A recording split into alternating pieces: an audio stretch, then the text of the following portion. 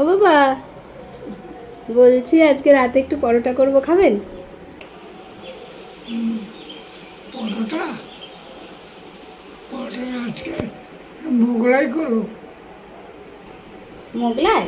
হ্যাঁ, ও মোগলাই। তা মোগলাই তো যা কিছু লাগে সব কিছু তো ঘরে আজকে নেই, অন্য একদিন খাওয়াবো।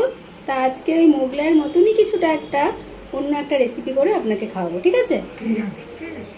না না না না, রেসিপিটা তো এত তাড়াতাড়ি বানানো যায়নি, বানাতে একটু টাইম লেগেছে। তো দেখুন কেমনভাবে আমি বানাই।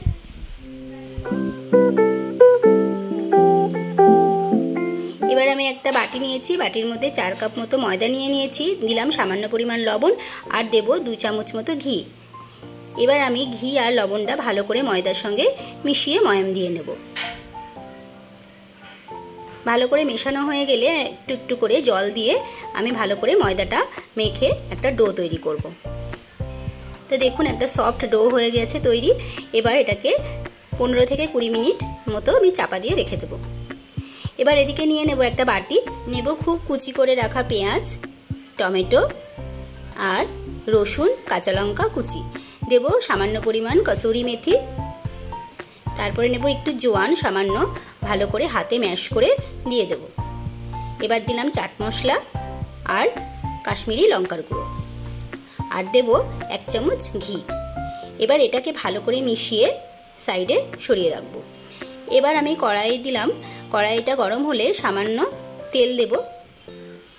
তেলটা গরম হয়ে এলে 2টো ডিম আমি সামান্য লবণ দিয়ে ভালো করে ফেটিয়ে রেখেছিলাম, ওই ডিমটাকে এবার ভালো করে ডিমের ঝুরি ভাজা মতো ভেজে নেব। তো লাল লাল হয়ে এলে যেই কুচিগুলো মানে পেঁয়াজ কুচি, কাঁচা লঙ্কা কুচি নিয়েছিলাম তার মধ্যে ডিম ভাজাটা দিয়ে দেব আর একটু সামান্য লবণ দিয়ে ভালো করে মিশিয়ে ওটাকে সরিয়ে রাখবো। এবার এদিকে দেখে নেব ময়দাটা রেডি হয়েছে কিনা, তো আরেকটু মেখে নেব। এবার লেচি কেটে নেব।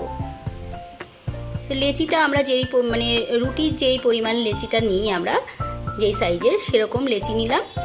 এবার এটাকে ময়দা দিয়ে ভালো করে বেলে নেব। খুব গোল না হলেও হবে। এবার বেলে নিয়ে ঠিক মাঝখানে এই মিক্সটা দিয়ে নেব। এবার ঠিক এইভাবে ভাঁজ করে নিতে হবে। একটু হাত দিয়ে ভালো করে চেপে দিতে হবে যাতে করে খুলে না যায়। এবার বেলুন দিয়ে আস্তে আস্তে বেলে নিতে হবে। খুব বেশি চেপে বেলা যাবে না, কারণ ভেতরের ওগুলো তাহলে বেরিয়ে আসতে পারে। হালকা হাতে বেলে নিলাম, নিয়ে এগুলো এক এক করে বেলে একসাথে রেডি করে নিলাম। ঠিক এইভাবে তৈরি করে নিতে হবে। এবার আমি এদিকে কড়াইয়ে দিয়ে দেব ঘি। ঘি দিয়ে ভাজলে বেশি টেস্ট হবে খেতে। এবার এদিকে একটা প্লেটে আমি একটা ডিম নিয়েছি, ডিমটা সামান্য একটু লবণ দিয়ে ভালো করে ফেটিয়ে নিলাম। এবার বেলে রাখা পরোটার মতো যেগুলো বেলে রেখেছিলাম সেগুলো সামান্য মানে ডিমে একটু এপিট ওপিট করে কোট করে নিয়েই ঘিয়ে ছেড়ে আস্তে আস্তে ভেজে নিতে হবে। একদম মানে আঁচটা কমিয়ে আস্তে আস্তে এটা ভাজতে হবে। যত আস্তে ভাজা যাবে, যত আঁচ কমিয়ে ভাজা যাবে ততই ভালো হবে।